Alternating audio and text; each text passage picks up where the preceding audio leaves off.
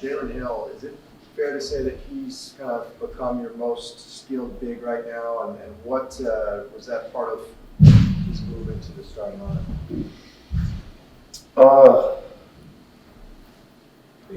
Don't put any guy, whoever, we're just trying to get our best team out there. He had 10 deflections in our last game. He had 8 in the Stanford game. So he's a big, strong, athletic guy. And as he learns to compete, he's only going to get better. And as he learns to, as he gets, like I told him, you got to get, you got to get better. When guys hit you in the face, you got to get better. I told him, guys like me and him, we're not models. So guys hit us in the face, you got to get better. No, and I'm being funny, but in all seriousness, it's just part of his growth. He's a young guy, he's just turned 20. With a guy, with all of our guys, he's the microcosm of our team.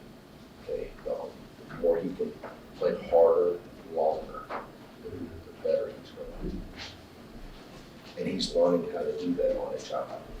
He's in an on-the-job training situation. Is there a little bit of a disconnect because we've seen that he's a hard worker. He's often in there, one of the first. He lives in the gym. He's one of the first guys in there, but then you mentioned like he did run back consistently on defense. So it seems like there's a disconnect there. That's all about. It's just part of it with young guys. That's why they pay me. Your job is to get guys.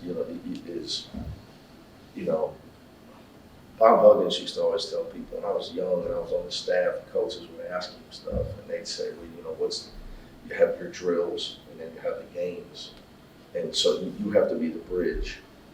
You got to get them to cross the bridge, to get them.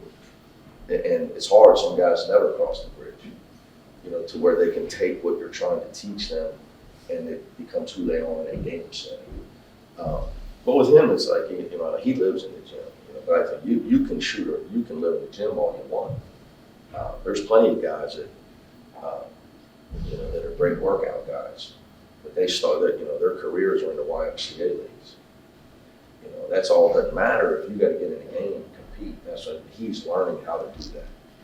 I'm proud of him the last couple of games. When you get 8, 10 deflections in a game, that's effort.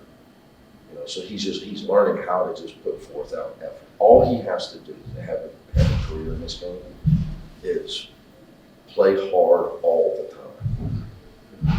He's just got to try to become Montrezl Harrell. That's it. It's all he's got to do. And I know everybody loves working on their jump shot. God knows we need some points. I love it when he can give us some offense. But he just got to not turn the ball over. Just keep playing hard. Just keep worrying about playing hard. His jump hook has become quite effective, though. It seems like he's getting better at it. He's getting better at it. He's a guy that he's clearly they didn't throw the ball at him in high school. I've been through that with some guys because I've never had never even really had to pick it with cream of the crop. So you get guys and they have size, so then you're going to develop them. That's most of the bigger guys I've had. They clearly didn't throw the ball at him. He played with other guys his whole life, where he's learning how to take his time. That's the biggest thing. Just you can just tell a guy that's used to it's played with the ball his whole career, and a guy that it's new for him. It's new for him. Yeah. He seems to be pretty good at passing out of the post. He's got to make the easy pass. Too many turnovers. He knows. We talk about it. My big thing with him though is right now. Look, we got. We're a work in progress, and our mantra for the next. With young guys, and he beats himself up. You got to get on to the next point. You can see him visibly. He gets upset with himself. I need to worry about running back on defense. You threw it away, get back and block a shot. That's all part, but it's part of young guys growing up. But he just learns to keep playing hard. He's got a chance to be a good player. He really has a chance. He's got to worry about how hard he competes. And then as you do that, then you start to play smarter. You play so hard, it's easy to play hard, and you don't get tired. When you don't get tired, you make less mistakes. So it's just, but, you're not talking about a guy, I'm out there asking him to do things 32, 35 minutes at a high level for the first time in his career. So there's going to be mistakes. Yeah. Just got to help him. All I want him to do, my whole thing with you got to stand in there and fight and keep scrapping. You do, we'll get some wins. And he'll become who he wants to become as a player. Last week you really emphasized slowing down and emphasizing the pass. Do you feel like the team did that these past 2 years? When we don't pass it to the other team, we got a chance to score. And we had 9 turnovers in the first half. And we only had 4 in the second half. But we're getting there. Passing is the hardest thing to teach in basketball. It really is. It's a beauty. It's why those football coaches I'm jealous of. So they only got to worry about one guy passing the ball, quarterback. They don't have to worry about linemen passing. So it's hard. And it's passing is a skill a lot of people were born with. Just some people have natural feel for not only who to pass it to, when to pass it to. So we got to for us, just taking care of the ball is huge. But we're trying at it. We're trying to get better at it. It's a key to offense. Oregon, year after year, no matter how much roster turnover, they've remained pretty elite under Coach Altman. Is that We play Oregon State, right? Oh, actually. I thought you were trying to trick me for a minute. No, I actually messed that up. Sorry. I'll save that question then. But Trust me, I didn't know either. okay, I was worried about Cal. yeah. Then I was worried about trying to digest a meal for the first time in a few weeks. But I'm glad you So caught me. trust me, I had the same problem. They had the staff had to tell me. We'll get that one. Okay, You're going with us, so we'll get that one after the next. yeah. Or Oregon State then. Veteran team. Very tall, so I think it's one of the tallest teams in the country. Play a lot of different defenses. So they challenge you there. Obviously, they're in a year where they're not trying to make an NCAA tournament run, and they just took 2 losses on their Washington trip. So we're going to get their best shot. Your team trying to make the NCAA tournament's got to win at home. So you got to understand what's coming. Their last home game, they beat Arizona up there. But I think that they're 20th in the country, maybe right around there in offensive efficiency. Mm-hmm. So they're a great passing team. They're an elite passing team. They might not be the quickest team, but they're tall, they shoot it well, and they pass it well. You have an extra day on this road trip. Do you do anything for team building with the players, or do Rest. rest building? Yeah, I think I'm telling you one thing, but we got good guys on our team. We really, they're good guys. But I don't know how much there is to do with team building and where we're going to be. Got a good ball. So we play Thursday, Sunday, and it's like at 2 o'clock. Yeah, I think the biggest thing on these things is from here on out, I'm a big believer in, you got to make sure your team has energy when the game starts. Whatever you got to do to make that happen. Sometimes, like you guys will get used to me. Sometimes it could be, guys need to know I'm really hot, and I let them know, like after the Stanford game. Other times, then you got to go and try to find a way to get them positive. Whatever it is, you got to get energy at game time. Even if you be number 1 in the country, if you don't have it, the dog days will get you. Somehow, you got to make sure your team, for rest, recovery, the way you practice at game time, that they have energy. I know on the outside, you see, people are probably thinking, especially the old ex-players, because their travel was way harder than ours. But it's a way of life. I promise you.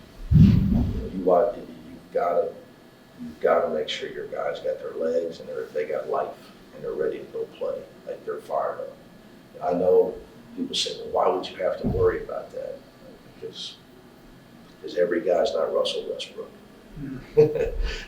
So you got to find a way to do it. So, however, I got to make sure we got energy to play the next game. Win, lose, or draw on Thursday. You got to have energy on Sunday. You got to come out fired up and ready somehow. See, when you say they have to learn how to compete, Yes, isn't that an organic thing within athletes? anyway? everybody's not Russell Westbrook. Well, I know that. I would tell you, an old coach of mine passed away recently, a friend of mine, Chuck Mick in Cincinnati. He was our radio guy forever. When I was a young guy, he was friends with my dad. I told him I took a coaching job. I'm 19. He said, you just worry about it. He goes, 70%. You make sure your team plays hard. 70%. 30% is strategy, X's and O's. 70%. You make sure your team plays hard. So teaching kids how to compete and play hard is you would think, well, what do you mean? So there's a clip one time I would show teams. Kevin Garnett's being interviewed, and the interviewers, great questions. They come, Kevin, you have so much energy. How do you play so hard? How do you, how do you talk? You're out there so fired up, ready to play. How do you do that? His answer, he right away was, well, that's easy for me. And I hit pause and I tell the team, what's wrong with his answer? Like, well, he's got the right answer. I said, well, yeah, he does, but it's not easy because who plays that hard? The guy played, every game like he was going broke if he didn't outplay the other team. But that's why he was who he was. And that's what separates people in life. Everybody doesn't get up and go to work at 4 in the morning when they're worth $200 million like Kobe Bryant did at the end of his career. It's not normal. The problem is, people, teams and athletes, they want extraordinary results with ordinary effort. It doesn't work.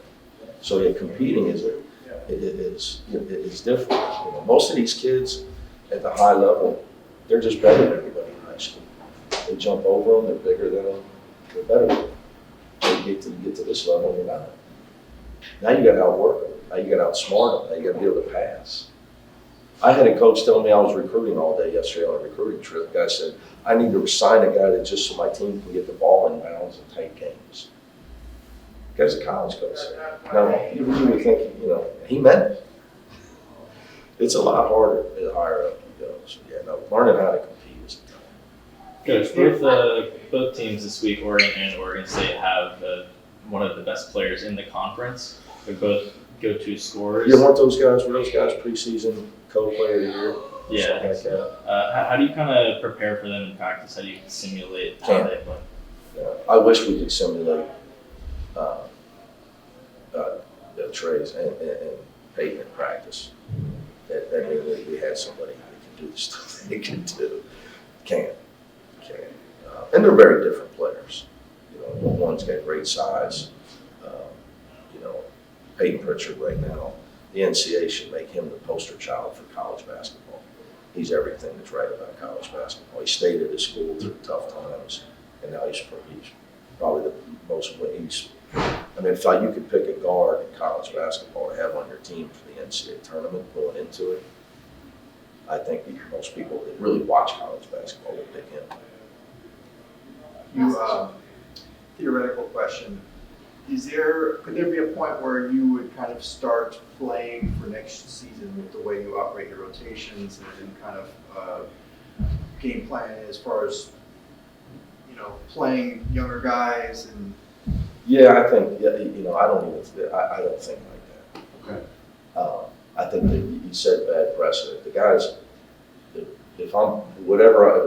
you're watching a game and it could be our last game of the season, we're trying to win. We're trying to win the game. Trying to win the game. So you just develop guys within that? Yeah, you practice every day. Mm-hmm. You get a lot of development. But we're playing, our young guys all play now. So, you got to play to win. I don't think you can do it. That's an NBA thing, right?